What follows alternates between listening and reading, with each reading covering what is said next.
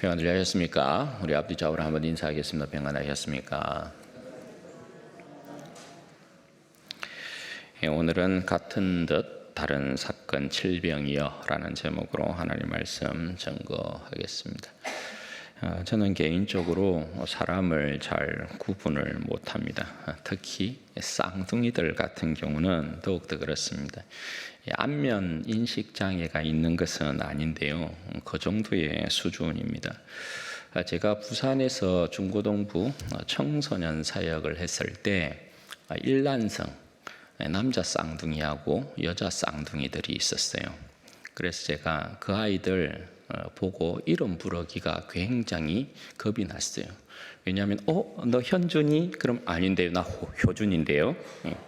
너 효준이? 아닌데요, 나 현준인데요. 너 현주? 아닌데요, 저 현진인데요. 너 현진이? 아닌데요, 나 현주인데요. 아이들 이렇게 막 얼굴을 보고 이름 부르기가 막 겁난 거예요. 안면 인식 장애가 있는 건 아닌데 그 아이들을 6년 동안 제가 가르쳤거든요. 얼마 전에 그 제자 결혼식이 있어서 그 결혼식에 이제 갔는데 또 쌍둥이 녀석이 보이는 거예요. 너 현준이? 아닌데요, 저 효준인데요. 그때도 틀렸어요.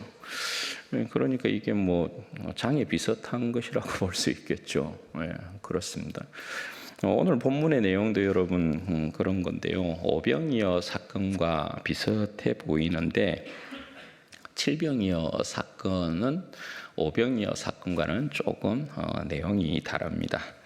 같은 듯 하면서도 좀 다른 내용이라고 볼 수 있겠죠. 지난 시간 우리는 예수님께서 기먹고 말 더듬는 자의 귀를 열고 혀를 풀어주심을 통해서 자신이 그 백성이 기다렸던 메시아이심을 증거했던 내용 살펴보았습니다. 그리고 그 모습을 본 사람들이 심히 놀라고 그가 모든 것을 잘하였도다라고 고백했었죠. 이 표현은 하나님께서 사람을 자신의 형상과 모양대로 지으시고 난 이후에 보시기에 심히 좋았더라 하는 그 표현의 다른 표현이었습니다.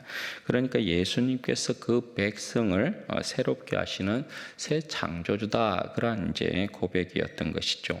이제 오늘 본문 말씀은 그 사건과 연결선상에서 일어난 내용이라고 볼 수 있겠습니다. 1절 말씀에 보시면 그 무렵에라는 표현이 나옵니다. 주님께서 두로와 시돈 그리고 데가볼리 지방을 거치면서 다시 갈릴리로 오셨는데 많은 무리들이 모여 있었던 상황이었던 것이죠.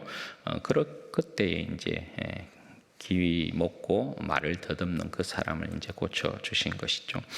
그리고 이제 그 큰 무리들과 주님께서 3일을 함께 계셨습니다. 군사적인 내용으로 보자면 오병이어 때와 마찬가지로 이들도 주님 앞에 항복하고 나온 자들이라 할 수 있는 것이죠. 그런 자들을 주님께서 어떻게 하십니까? 3일 동안 함께 계시면서 주님의 새로운 군사들로 가르치고 교육하신 내용이겠죠. 그런데 또다시 어떠한 일이 일어나는 것입니까? 군량미가 떨어진 것입니다. 주님께서 제자들을 불러서 묻습니다. 2절과 3절 말씀 보십시오. 내가 무리를 불쌍히 여기노라. 그들이 나와 함께 있은지 이미 사흘이 지났으나 먹을 것이 없도다. 만일 내가 그들을 굶겨 집으로 보내면 길에서 기진하리라. 그 중에는 멀리서 온 사람들도 있느니라.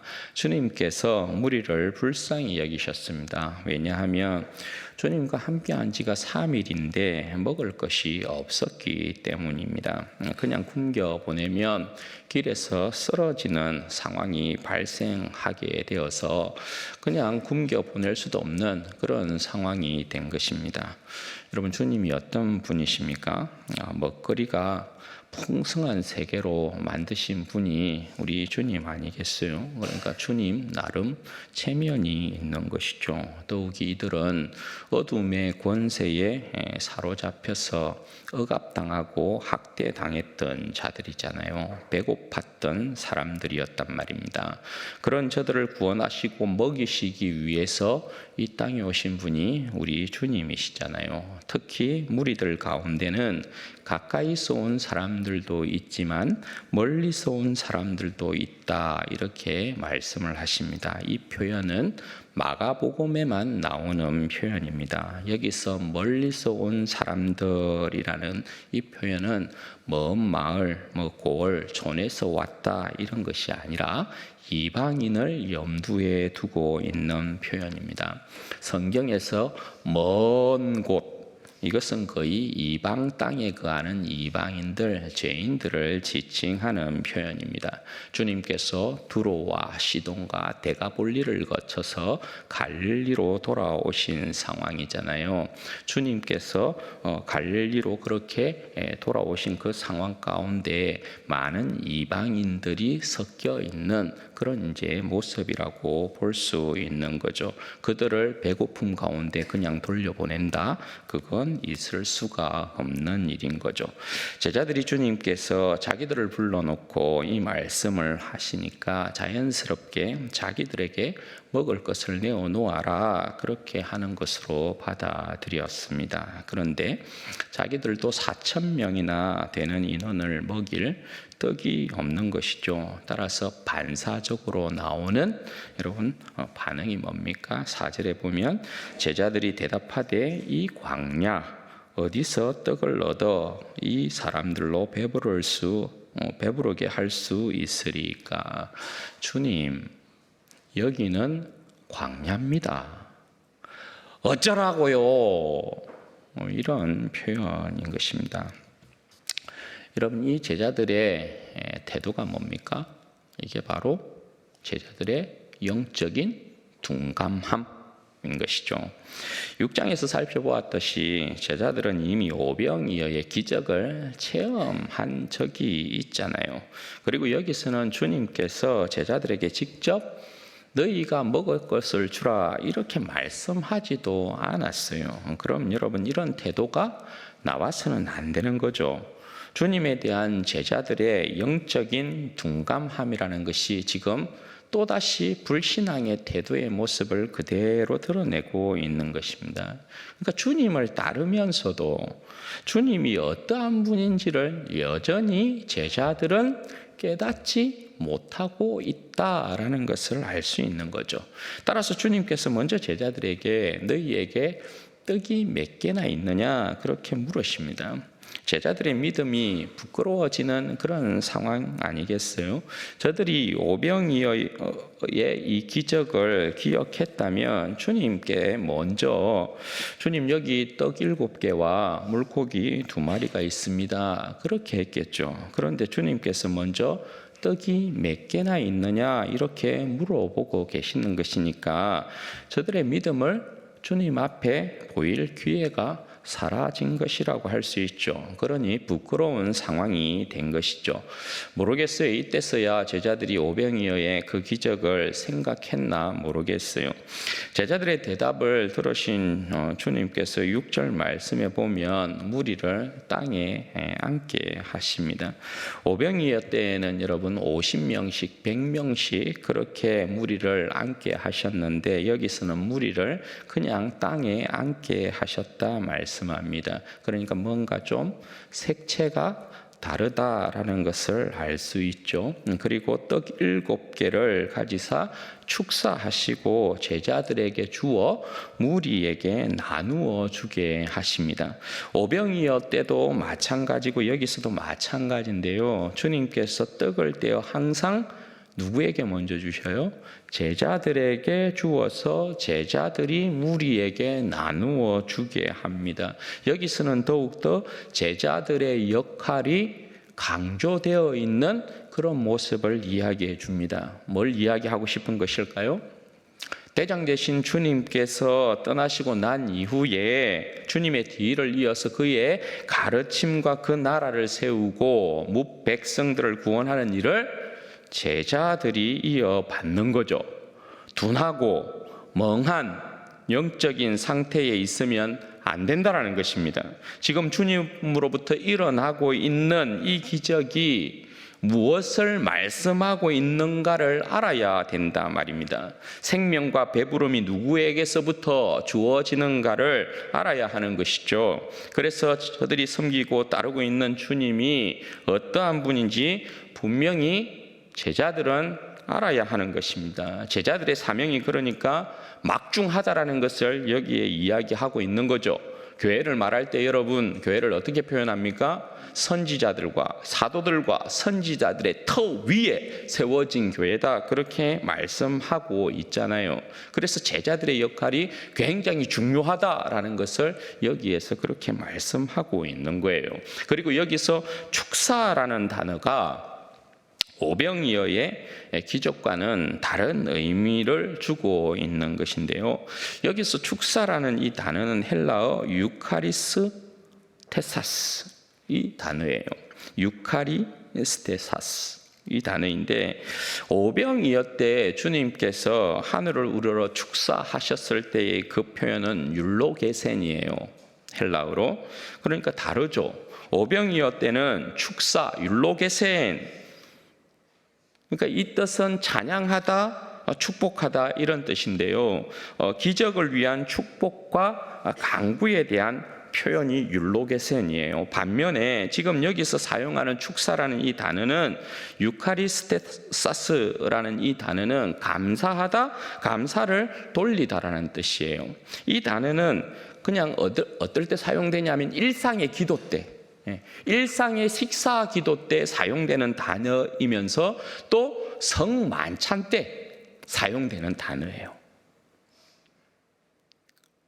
고린도전서의 사도 바울이 이야기하는 주님의 그 살과 피를 나누는 성만찬 때 사용되는 단어가 바로 이 단어란 말입니다.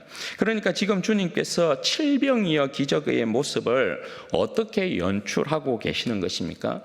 오병이어는 주님께서 큰 무리를 새로운 주님의 군사들로 받아서 50명씩 100명씩 앉혀서 배불리는 모습을 강조하고 있는 반면에, 여기서는 열을 지어 앉게 하심이 아니라 이방인들을 포함하여 유대인들까지도 그 백성들 전체를 모아서 주님의 상에 앉혀서 한 형제요, 한 백성으로서 주님께서 그들을 배불리 먹이시는 그런 모습을 여기서 연출하고 계신 거예요.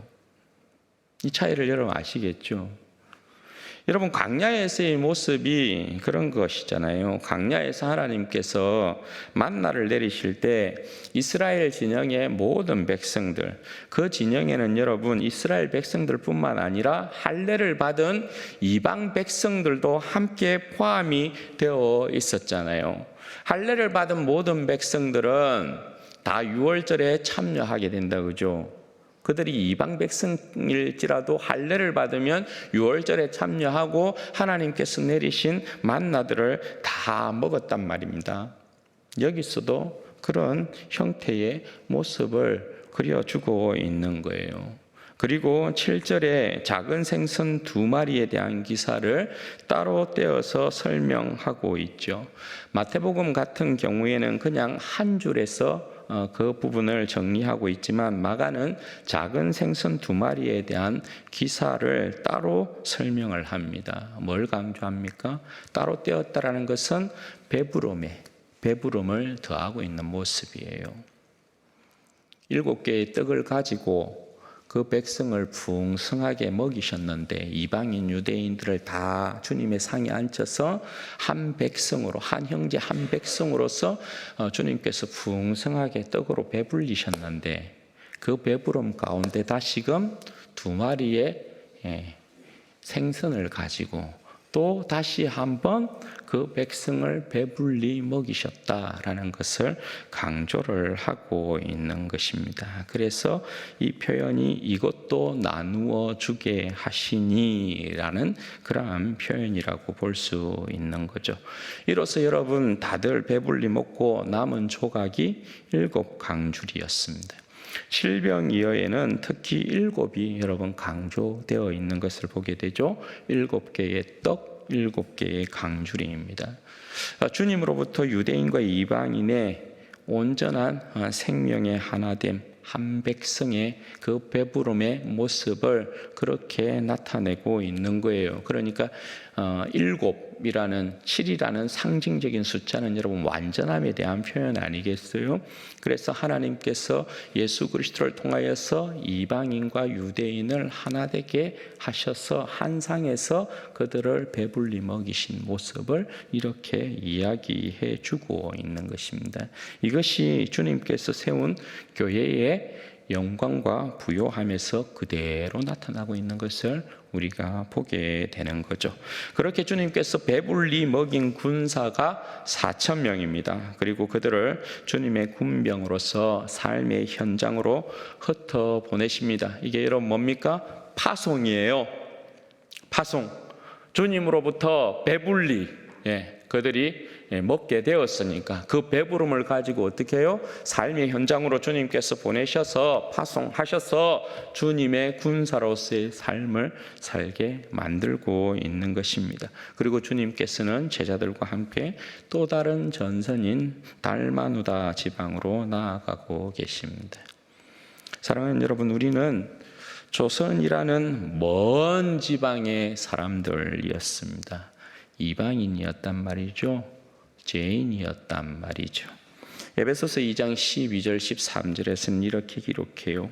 그때에 너희는 그리스도 밖에 있었고 이스라엘 나라 밖의 사람이라. 약속의 언약들에 대하여는 외인이요 세상에서 소망이 없고 하나님도 없는 자이더니 이제는 전에 멀리 있던 너희가 그리스도 안에서 그리스도의 피로 가까워졌느니라. 여러분, 우리는 이방인들로서 멀리 있었던 사람들, 곧 죄의 권세 아래 속한 죄인이었다, 그렇게 말씀합니다. 이것을 사도 바울이 어떻게 이야기했다고요? 너희는 그리스도 밖에 있었다. 너희는 이스라엘 나라 밖의 사람이다. 약속의 언약들에 대하여서는 상관없는 사람들이었다. 세상에 소망도 없고 하나님도 없는 자들이었다. 한마디로 말하면 여러분 뭐예요? 너희들은 쫄딱 망한 인생들이었다, 그렇게 말씀하는 거예요. 그런 우리를, 그렇게 멀리 있었던 우리를 그리스도의 피가 우리를 하나님 앞으로 인도했다. 그리스도의 피로 가까워졌다, 그렇게 말씀합니다. 여러분, 그리스도의 피가 우리를 어떻게 가까이, 하나님 앞에 어떻게 가까이 인도하고 있는 것입니까? 우리를 그리스도의 피가, 멀리 있던 우리를, 죄인인 우리를 그리스도의 피가 가까이, 하나님께로 가까이 나아가게 만들었는데 어디까지요? 지성소의 휘장을 찢어놓고 하나님의 안방으로 들어가게 만들었다는 거예요. 그리스도의 피가요. 감히 유대의 대제사장도 함부로 들어가지 못했던 지성소 안으로 들어가는 그런 백성이 되었다 말씀하고 있는 거예요. 그럼 여러분, 이건 뭘 이야기하는 거예요? 우리가 전에 멀리 있어서 누리지 못했던 복을 이제는 당당하게 누리는 백성이 되었다, 그걸 이야기하는 것 아닙니까? 따라서 여러분, 사도 바울의 말을 우리는 반대로 표현할 수 있죠. 이제는 우리가 그리스도 안에 있고 우리가 영적인 이스라엘이고 외인이 아닌 하나님의 자녀들로서 모든 약속의 언약들이 다 우리의 것이고 세상에서 진정한 소망을 가지고 있는 자들이 우리고 하나님께서 우리의 하나님이 되시는데 하나님을 아버지로 부르는 백성이 되었고 주심으로, 하나님께서 우리를 그의 자녀 삼으심으로, 하나님께서 우리에 대하여서 아버지 노릇해 주는 그런 백성이 되었다. 그렇게 말씀하고 있는 거예요. 그 일이 지금 우리에게 일어났다. 그렇게 말씀하는 것이죠. 그리고 사도 바울은 또 이렇게 이야기해요. 에베소서 2장 18절에서 19절 말씀이요. 또 오셔서 먼 데 있는 너희에게 평안을 전하시고 가까운 데 있는 자들에게 평안을 전하셨으니 이는 그로 말미암아 우리 둘이 한 성령 안에서 아버지께 나아감을 얻게 하려 하심이라. 여러분, 여기서는 이방인인 우리와 유대인들이 그리스도로 말미암아 하나가 되었다, 이렇게 말씀합니다. 인종의 구분이나 차별이 더 이상 없다. 역사적인 위치에 있어서 우열이 더 이상 없다, 이렇게 이야기하는 것입니다. 구약시대 때는 예수님이 오시기 전까지는 여러분 어때요? 하나님께서 우열을 나누셨다고요. 차별을 두셨다고요. 이스라엘 백성만이 하나님의 백성이었어요. 그래서 유대인은 인간들을, 인종을 구별할 때 어떻게 구별한다고요? 유대인과 이방인으로만 구별해요. 흑인, 백인, 동양인, 황인 이렇게 구별하지 않아요. 유대인과 이방인으로만 구분해요. 그래서 예수 그리스도께서 오시기 전까지는 하나님께서 유대인만 사랑하신 거예요. 유대인만이 하나님을 하나님이라고 부를 수 있어요. 섬길 수 있어요. 할례 받지 못한 자들은 하나님을 섬길 수 없어요. 그의 복에 참여할 수 없어요. 그런데 예수 그리스도께서 오셔서 어떻게 해요? 이 벽을 깨버린 거예요. 이 구분을 허물어 버린 거예요. 예수 그리스도께서 오셔서 이제 모든 백성에게 한 성령을 부어서 모든 백성이 한 성령 안에서 하나님을 아버지라 부르게 했단 말입니다. 그래서 우리가 하나님을 아버지라 부르는 거예요. 따라서 사도 바울이 19절에 어떻게 결론적으로 이야기하느냐? 그러므로 이제부터 너희는 외인도 아니요 나그네도 아니요 오직 성도들과 동일한 시민이요 하나님의 권속이라. 다시 한번요. 그러므로 이제부터는 너희가 외인도 아니요 나그네도 아니요 오직 성도들과 동일한 시민이요 하나님의 권속이라.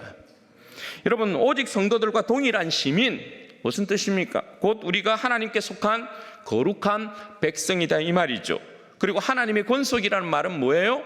하나님의 권속이란 더 이상 너희가 종이 아니라, 노예가 아니라 하나님의 자녀로서 하나님의 나라를 상속받는 하나님의 가족이라는 뜻이에요. 그게 권속 있잖아요. 사랑하는 여러분, 우리가 과연 어떤 인생들이었습니까? 죄의 권세 아래 비참한 인생들이 우리들 아니었어요? 늘 배고팠던 우리의 인생들 아니었습니까?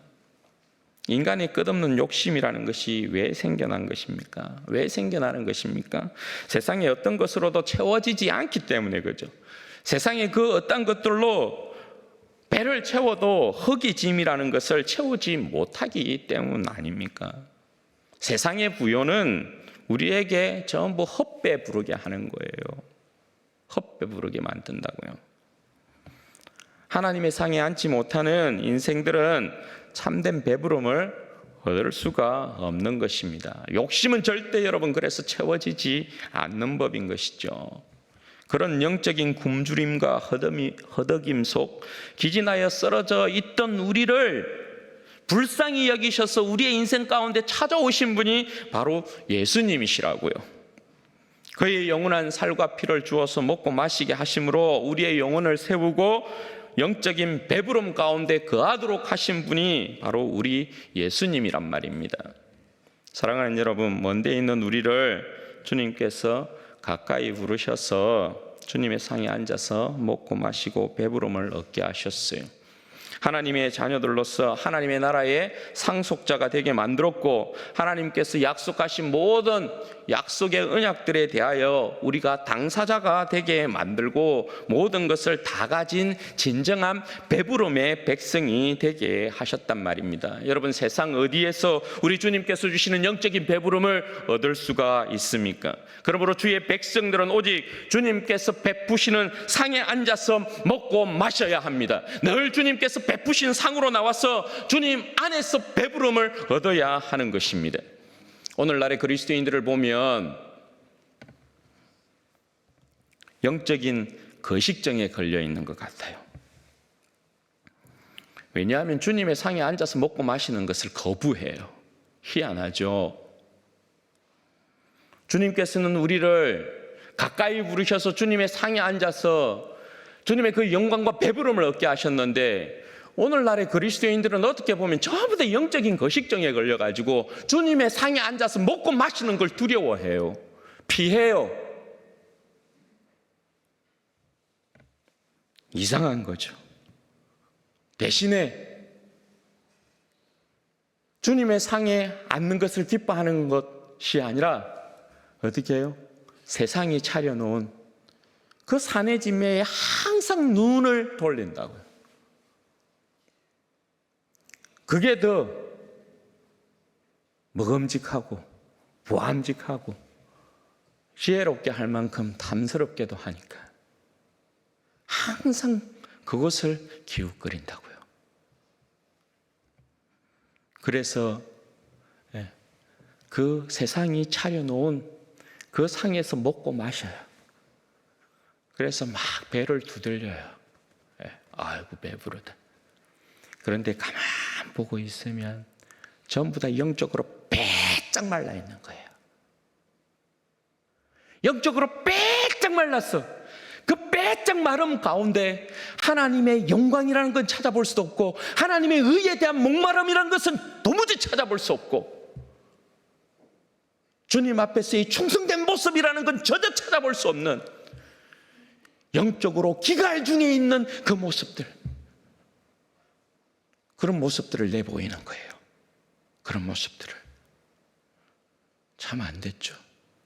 그런 삐짝 마른 백성들이 교회에 모여요. 교회에. 그래서 그들의 모습 가운데는 주님을 향한 찬양에 있어서 열정도 나타나지 않아.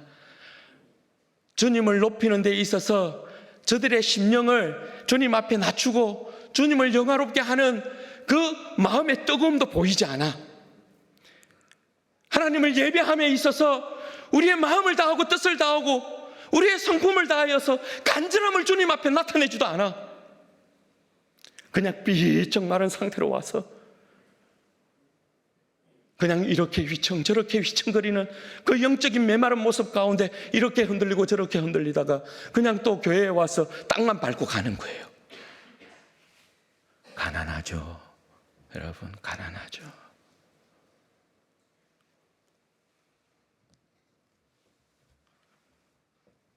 여러분, 오늘날 내 영적인 모습이 어떠한 것 같아요? 영적인 거식증에 걸려있는 모습 아니에요. 혹시 내 영적인 모습은 마른 뼈와 같은 그런 모습 아니냐 말입니다. 그러나 여러분, 주님은 긍휼에 풍성한 분이세요. 주님은 긍휼에 풍성한 분이시라고요. 비쩍 마른 우리의 모습으로 나아오면 주님께서 우리의 모습을 두고 어떻게 해요? 불쌍히 여기신다고요. 그래서 비쩍 마른 모습 가운데서 주님의 얼굴을 구하고 주님의 은혜를 구하고 주님을 찾으면 어떻게 해요? 주님께서 우리를 굶겨보내지 않는단 말입니다. 다시 우리의 인생을 불쌍히 여기시는 주님께서 주님의 진리의 말씀으로 주님의 영광으로 우리를 배불리시는 것이죠. 그래서 다시금 기운 차리게 만들고 회복되게 만드는 거죠.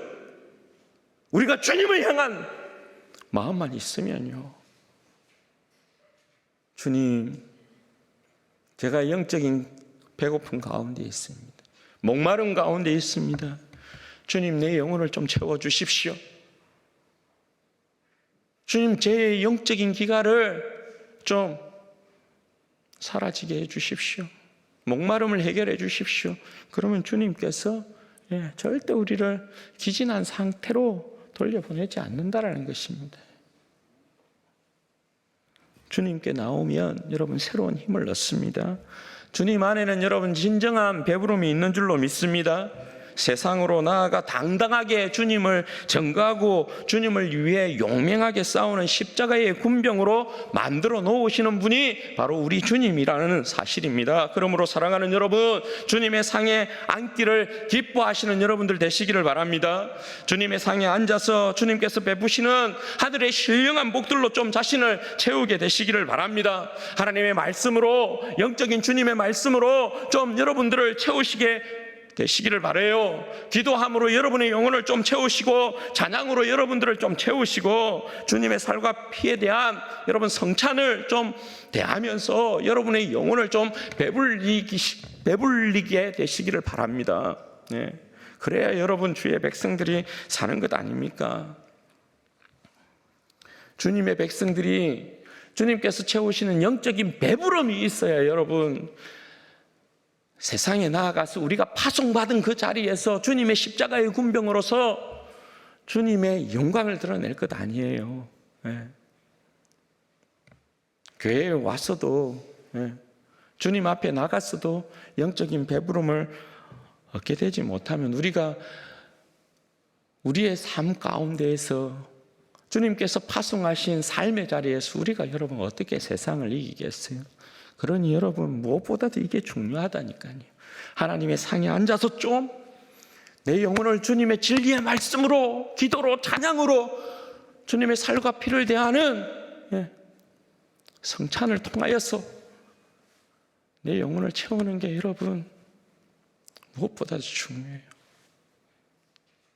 이게 여러분 세상이 차려나온 산의 진미의 어떤 모습과 비교하면 참 단촐한 것 같고 참 차려진 것 없는 것 같고 그렇죠. 그래서 우리가 세상에 눈을 돌리기는 하는 것인데요. 여러분 그러나 절대 그렇지 않아요. 주님께서 차려놓은 게 진짜잖아요. 우리는 그 맛을 이미 보았잖아요. 그걸 다시금 되찾으시라고요. 그걸 되찾는 게 중요하다고요. 왜 계속 세상의 산의 진미에 대한 부분을 여러분 기웃거리는지 모르겠어요.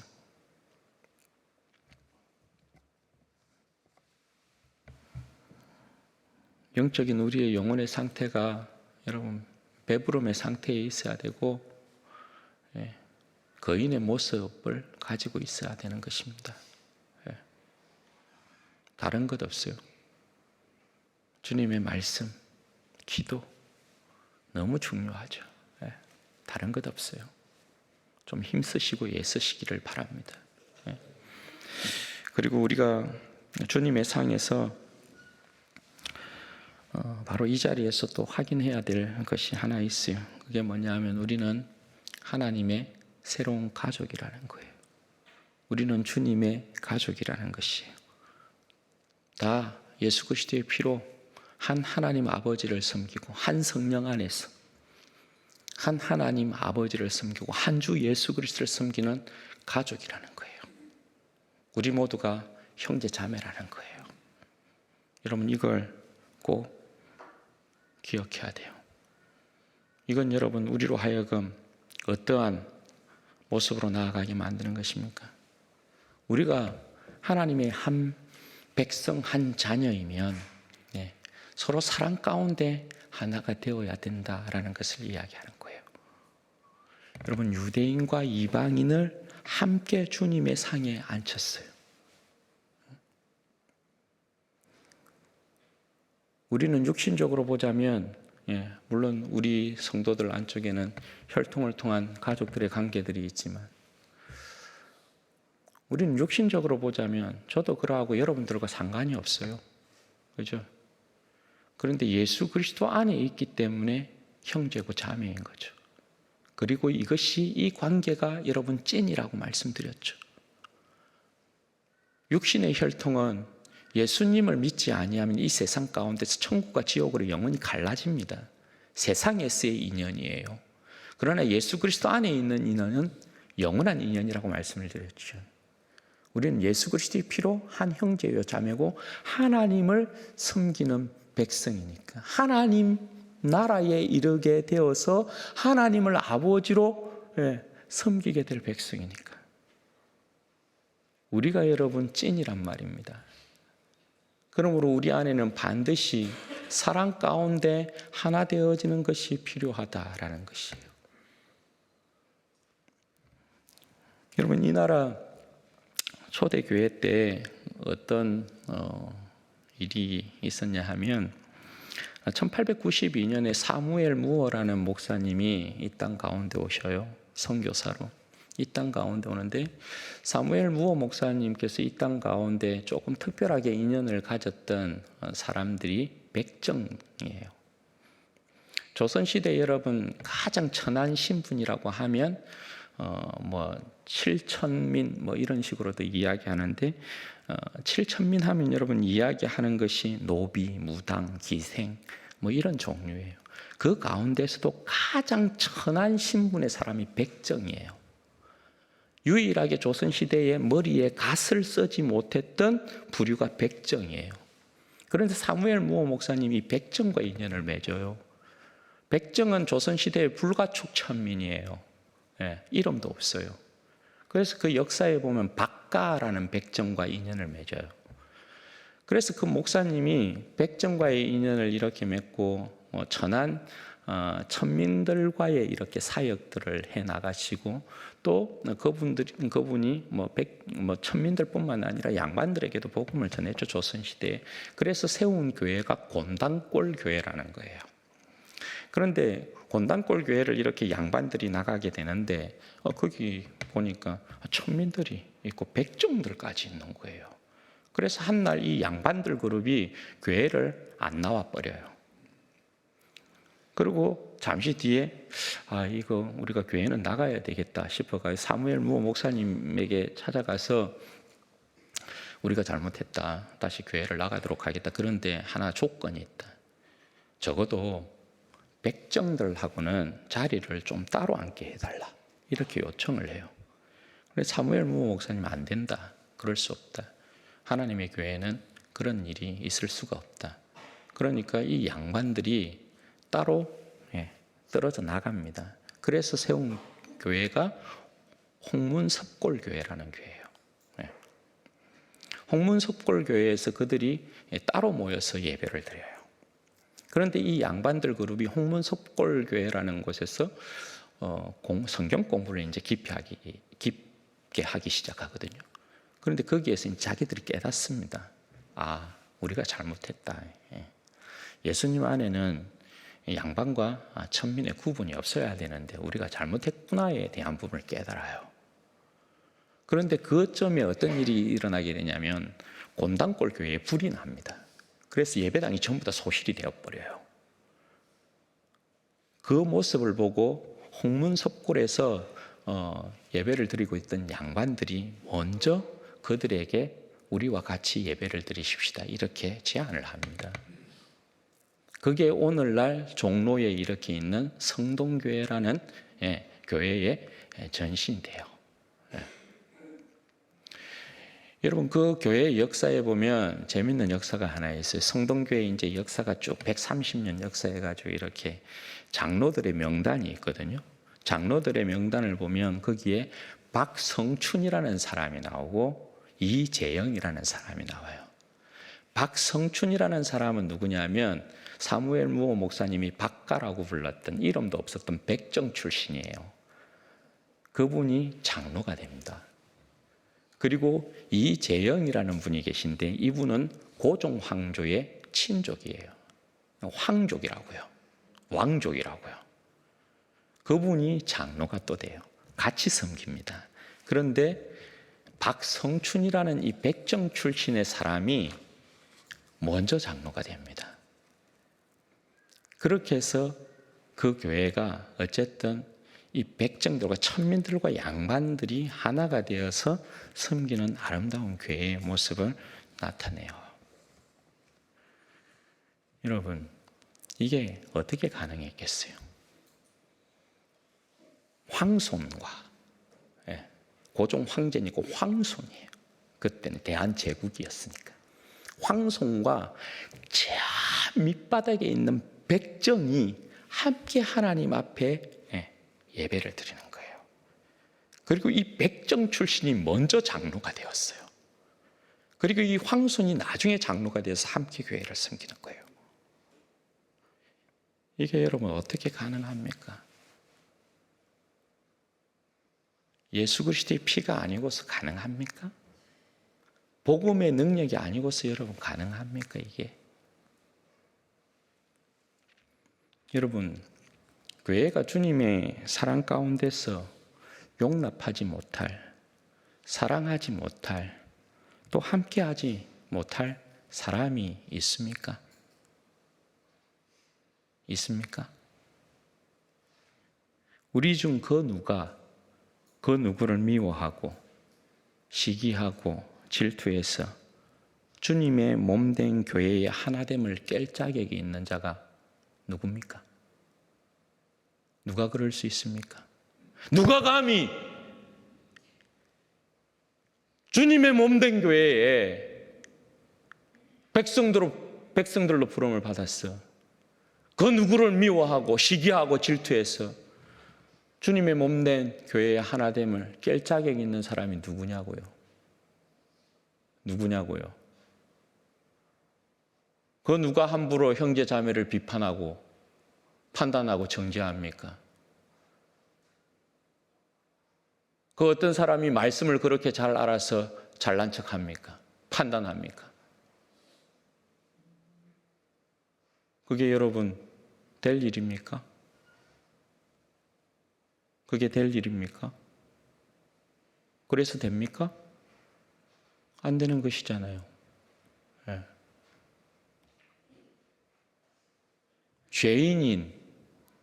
죄인인 나를 주님께서 사랑하셔서 그의 영광스러운 몸인 교회로 부르셨어요. 아시겠어요? 죄인인, 썩어질 수밖에 없고 지옥에 갈 수밖에 없는 이 죄인을 주님께서 사랑하셔서 나를 주님의 몸된 교회 안으로 부르셨다고요. 그러니 죄인인 나는, 주님의 몸된 교회 안에 부름을 받은 나는 주님의 몸된 교회 안에 있는 그 어떠한 주의 백성에 대하여서 정죄하고 비난하고 판단하고 욕하고 시기하고 질투할 자유가 없는 거예요. 아시겠어요? 오직 그리스도 예수 안에서 주님께서 나를 사랑하신 그 사랑을 가지고 사랑할 뿐이에요. 그렇게 행하면 교회 안에 여러분 온전한 사랑으로 말미암는 하나됨이 이루어지게 돼요. 다음 주에 여러분 우리가 성찬식을 하게 돼요. 주님의 살과 피를 먹고 마심으로 그걸 확인하게 되시기를 바라요. 우리 모두가 예수님의 살과 피를 먹고 마시는구나. 나를 받으신 주님께서 내 형제도 자매도 저 사람도 이 사람도 받으셨구나. 이걸 여러분 생각하시기를 바랍니다. 그래서 좀 주님의 사랑 안에서 우리 진주원의 교회 성도들이 서로를 좀 뜨겁게 사랑하십시다. 뜨겁게. 그냥 그 사람은 그 사람이고 나는 나고 뭐 이게 아니고 좀 뜨겁게 사랑해 봅시다. 뜨겁게 좀 사랑해 봅시다. 사랑 안 해봤습니까? 사랑 좀 뜨겁게 사랑하자고요. 그래서 우리 안에 있는 이 사랑이 흘러 넘쳐서 우리 이웃들에게 계속해서 전거되고, 우리가 예수님 안에서 사랑하는 이 모습을 또 추수감사주일 이웃 초청들을 하는 그 시간대 또 보여주게 되기를 바라고, 그분들이 우리의 모습을 통해서도 주님을 보게 되는 은혜의 역사가 있게 되기를 바라고, 우리 사랑하는 모든 성도들이 주님의 그 신령한 복으로 여러분 주님의 상에 앉아서 배부르게 되시기를 바라고, 서로 사랑 가운데 하나됨을 이루어서 정말 주님이 마지막 시대에 보실 때에 우리 진주원의 교회 성도들이 진정 내 마음을 시원케 하는 자들이구나, 너희들이 진정 내 백성이구나, 내 자녀들이구나 하는 그러한 존귀한 칭찬을 얻게 되는 복된 우리 성도들 되시기를 주님의 이름으로 축원드립니다. 여러분 이 시간 같이 한번 기도하십시다. 같이 기도할 때에 먼저는 하나님, 내가 주님의 상에 늘 앉아서 주님으로 말미암는 배부름을 얻는 인생이 되게 하여 주시기를 원합니다. 주님의 말씀으로 배부르게 하옵소서. 여러분 말씀이 비어있는 것 아닙니까? 기도함으로 하나님 좀 배부른 인생이 되게 해주십시오. 주님의 살과 피를 먹고 마시는 하나님 인생으로 좀 배부른 인생이 되게 하시고, 주님을 찬양하는 인생으로 좀 배부른 인생이 되게 하여 주셔서 세상 가운데 기웃대는 인생이 되지 않도록 도와주시기를 원합니다. 또한 주님, 이 영혼 안에 있는 그리스도의 사랑으로 교회 형제 자매를 좀 사랑할 수 있도록 도와주십시오. 사랑하지 않는 건 여러분 죄입니다. 하나님 형제 자매를 하나님 제가 정말 주님의 사랑으로 뜨겁게 사랑하는 인생이 될 수 있도록 하나님 도우시기를 원합니다. 그래서 여러분 좀 작은 것부터 실천해요. 여러분 나이 어린 사람들은 좀 어른들을 보고 여러분 좀 먼저 인사할 줄 아십시오. 어른들은 좀 젊은 사람들을 보고 먼저 좀 품어줄 수 있는 그런 모습들 좀 보여줘요. 작은 것부터, 내가 할 수 있는 것부터 좀 주님의 사랑으로 실천하는 인생이 될 수 있도록 주님 은혜를 주옵소서. 우리 중에 한번 무릎 꿇고 기도하십시다. 주여, 영광이 아버지 하나님 되시며